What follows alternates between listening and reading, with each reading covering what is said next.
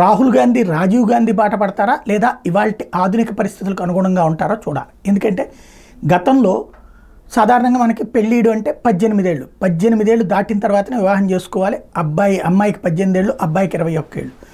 అయితే అప్పట్లో ఒక మైనర్ బాలికని వివాహం చేసుకుని ఒక షేక్ 80 ఏళ్ల వయసు ఉన్నటువంటి షేక్ విదేశాలకు తీసుకెళ్తున్నప్పుడు ఆ పిల్ల కంట తడి చూసినటువంటి ఎయిర్ హోస్టెస్ విషయం కనుక్కుని దాని మీద కంప్లైంట్ ఇవ్వడంతో ఆనాడు అమ్మాయి రక్షించబడింది. షాబానో కేసు అన్నటువంటిది పెద్ద ఎత్తున దేశవ్యాప్తంగా చర్చనీయాంశమైంది. ఇదేం పద్ధతి అంటే పెద్ద మనిషి అయిన తర్వాత పెళ్లి చేయడం అనేటటువంటిది తల్లిదండ్రులకు హక్కు.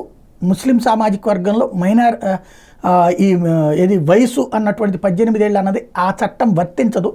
వాళ్ళ సపరేట్లా వాళ్ళ చట్ట ప్రకారం వాళ్ళకి సంబంధించినటువంటి మతాచారాల ప్రకారం అన్నటువంటిది నాడు మాట్లాడితే కోర్టు దాన్ని కొట్టివేసింది. ఖచ్చితంగా 18 ఏళ్ల వివాహ వయసు ఉండి తీరాలని చెప్పి తీర్పు చెప్పింది. అయితే దాన్ని తోసిపుచ్చుతూ ఆనాడు రాజ్యాంగ సవరణ చేశారు రాజీవ్ గాంధీ. ఏదైతే అంటే ముస్లింలకి సంబంధించి ఈ వాళ్ళ ఆచారాల ప్రకారమే వాళ్ళ వయసుకు సంబంధించి ఉంటుంది ఈ రిస్ట్రిక్షన్స్. అంటే ఏదైతే 18 ఏళ్ళు అన్నటువంటిది వాళ్ళకి వర్తించదు అన్నటువంటి దాని మీదనే అప్పుడు భారతీయ జనతా పార్టీ దేశవ్యాప్తంగా ఉద్యమాలు చేసినటువంటి సందర్భం. అయితే జనం పెద్దగా ఇన్వాల్వ్ అయింది లేదు. చర్చ మాత్రం అప్పుడు ప్రారంభమైంది. మహిళా సంఘాలు కూడా ఆ సందర్భంలో ఉద్యమాలు చేసినటువంటి వాళ్ళు ఆ తర్వాత కమ్యూనిస్ట్ సంఘాలు వాళ్ళను కూడా ఆపేయడంతో అది మతపరమైనటువంటి జోక్యం అవుతుంది. హిందూ అంశాల్లో అయితే ఇష్యూ ఉండదు, కానీ మైనార్టీల అంశంలో అనవసరమైనటువంటి ఇబ్బంది అవుతుంది, వాళ్ళ ఆచారాల జోలికి మనం వెళ్ళొద్దని చెప్పి పెద్దలు చెప్పడంతో ఆగిపోయారు.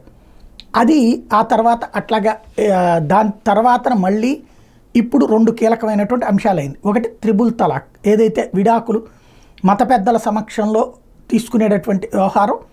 ఆ త్రిబుల్ తలాక్ సంప్రదాయ ప్రకారం కాకుండా ఒకేసారి 3 సార్లు అంటే ఒకే టైంలో 3 సార్లు చెప్పేస్తున్నటువంటి వైనాలు చెల్లుబాటు కావంటూ చేసుకొచ్చినటువంటి చట్టం, దాని పరంగా శిక్షిస్తామన్నటువంటి చట్టం. దాన్ని వ్యతిరేకిస్తూ వెళ్ళిన సుప్రీంకోర్టులో ఆ సవాల్ కొనసాగుతోంది. బట్ చట్టం అయితే కింద అమల్లోకి వచ్చింది. అంటే ముస్లిం మహిళకి న్యాయం జరిపినటువంటి తొలి చట్టం మోడీ సర్కార్ తీసుకొచ్చింది. దాని తర్వాత మళ్ళీ ఇప్పుడు సుప్రీంకోర్టు ఇచ్చినటువంటి తీర్పు ముస్లిం మహిళకి కూడా భరణం చెల్లిస్తాం అన్నటువంటి భరణం చెల్లించాలి అన్నటువంటి తీర్పు.